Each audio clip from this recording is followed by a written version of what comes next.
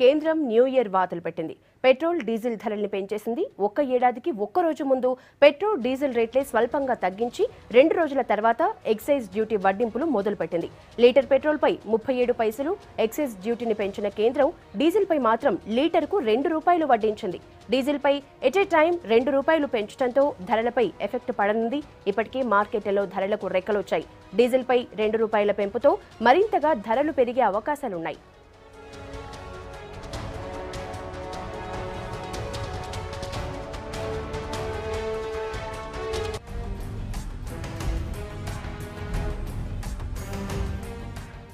కేంద్రం new year వాతలు పెట్టింది. పెట్రోల్ డీజిల్ ధరల్ని పెంచేసింది.